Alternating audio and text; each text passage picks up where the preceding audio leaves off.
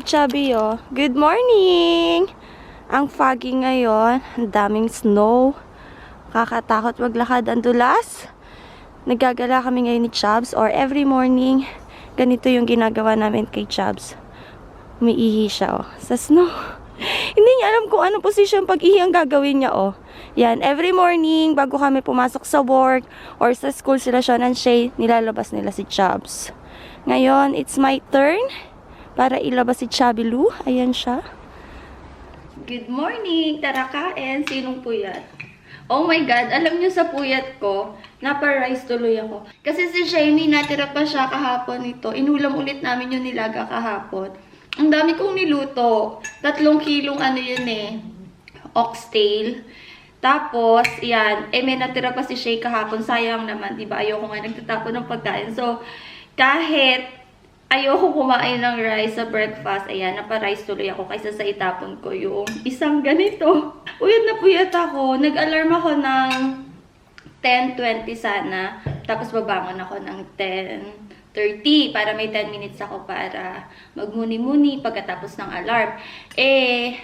Before ng alarm ko, may naririnig akong alarm sa ibaba. Si Kuya, may alarm siya ang aga. Parang mga 8:30 yata alarm niya. I don't know. Basta something na 8 yung alarm niya. Hindi na ako nakatulog after that. So, ang ginawa ko is, nag-ano na lang ako, naghilamos na ako, nag-toothbrush na ako, tapos naglagay na ako ng sa eye patch ko para yung eye bags ko naman, hindi nakakahiya mamaya. Puyat na puyat. 5 oras lang yung tulog ko. Yung boses ko palyado pa ngayon. Tapos, nilabas ko na lang si Chubbs. Ganun yung ginagawa namin every morning. Nilalabas namin si Chubbs bago kami pumasok sa work at saka sa school sila Sean and Shay. Mostly sila Sean and Shay ang naglalabas ngayon tsaka si Boo. Hindi ako madalas kasi nga yung snow, ang dulas, sila kaya nilang mag-control sa snow. Ako, nadudulas talaga ako. So sila yung naglalabas ngayon. And since na hindi naman madulas today, ako na yung naglabas kay Chubbs. Tsaka lahat sila tulog pa, puyat kami. Almost same yung ano namin. Same kami natulog yung oras. Kami ni Boo mga alas 3 na. Tapos naririnig ko pa din si Sean before 3 gising pa siya. Si Shayden, gano'n. So puyat na puyat sila. Ako lang yung gumising ng maaga. Yun. First bite. Ang sarap. Ang sarap pa din. Pwede ako mag-ulam ng paulit-ulit. Hindi ako nagsasawa. Kahit 1 week, yung ulam ko pare-pareho, okay lang sa akin. Basta wala lang masayang na food. Coffee. Nakikita nyo yon, yung upuan namin nakatayo pa. Nakatayo. Nakaakyat sa sofa. Kasi nag-ano kami ni Boo. Nag-robot vacuum kami. So, nalinis na yung sahig namin. Kasi si Chubbs yung buhok niya naglalagas talaga siya. Ang daming buhok. Tapos doon naman is yung mga regalo namin sa pag-games later. Ayan. And hindi pa rin ako, hindi ko natapos pala na ano ba yun? Hindi ako nakatapos na magbalot ng regalo kaninang madaling araw. Kasi sabi ko kay Butara na, higa na tayo. Tapos nag-edit pa ako. Yun. So ngayon ko gagawin after ng breakfast. Tapos linis. Tapos mag-aayos na rin ako. Yun. Ang dami pa. Ang dami pang gagawin. Oh my God. Nagbabalot na kami ng gift. Ito yung mga pang-regalo namin mamaya sa mga games. Yan. Tapos na siya. O, diba? Itsura ko. Ano ba yan? Yan. Tapos na. Meron na kami ditong 4. Tapos, ito yung ipang-scratch nila. Yan. Sana may manalo! Natapos na ni Boo yung table decoration. Ang ganda. Oh, pak. Diba? Ang simple lang. Ang ganda niya. Ang galing naman ni Boo. Diba? Punong-puno yung table. Ang ganda. Nice. Love it. Naka-off shoulder ang mamang nyo. Nakapag-ayos na ako. Tapos, lalabas lang kami saglit ni Boo. May kukuhanin lang kami. And may bibilin pa kami. Pinahalas na talaga na bibili namin para dito sa gagamitin namin Christmas party. And then, okay na, nakapaglinis na kami, nakapag-ayos na, tapos sila Sean and Shay, nag-aayos na rin kasi si Shay, pupunta siya sa kaibigan nga niya, mag-overnight siya. Tapos si Sean naman is pupunta rin sa Christmas party. Ito yung ginawa kong brownies yesterday. Yan siya. Hihiwain ko lang, iayos ko na. Ta-transfer ko dito. Para mamaya, ready na siya habang hinihintay ko si Bu. Si Bu naman yung naliligo ngayon. Grabe, grabe yung puyat talaga. Pero, anong tawag dito?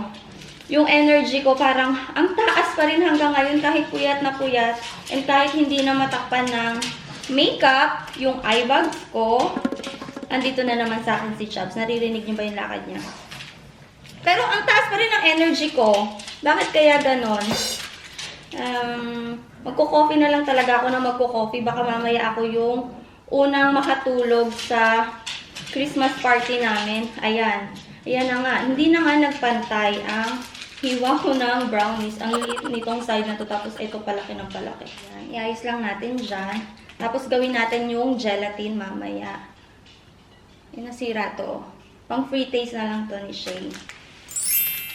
Baka magdala rin ito si Shay sa kaibigan niya. Kasi ang dami nito, hindi rin namin mauubos to mamaya.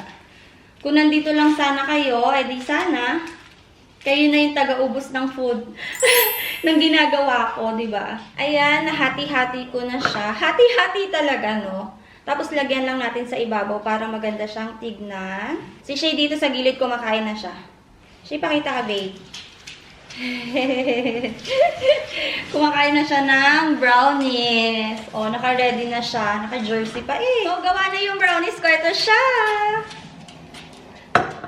Tapos, ito na yung ginawa at pinagpuyatan ko din kagabi. Ito na yung gelatin. Ito yung ilalagay natin sa ibabaw niya. Ooh. Pang ano to, pang bata talaga to na dessert dito sa Norway. Madali lang tong gawin. Super easy lang. Kaya mostly pag kami party yung mga bata, ito yung hinahanda. And naalala ko nung maliliit pa sila Sean and Shay, lagi akong namimili talaga nito. Magagawa lang ako ng gelatin. Pang dessert na nila to.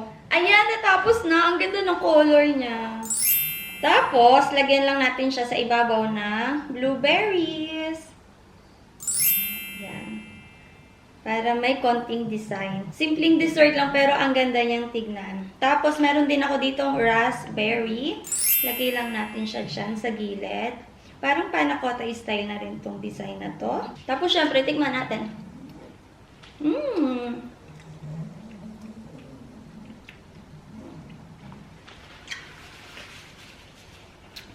Maasim-asim siya. So, tamang-tama siya kasi matamis tong gelatin. Tapos, ito medyo maasim-asim. Tamang combination siya. Tapos, yung brownies natin, meron din kami ice cream para sa brownies. Ito may tira pang brownies para pag gusto pa nila bukas, pagkagising. Ganyan. O, meron pa. Sabi ko sa inyo, dapat nandito kayo para sa inyo na to. Ito na yung finished product. Brownies. Tapos, may macarons. Nilagyan ko lang siya. Tapos, ito na yung gelatin. Ang cute, diba? Oh, wow! Christmas na Christmas! Nakatapos na naman tayo ng isang vlog. Thank you again, guys, so much. See you next time. Hug ng mahigpit. Bye!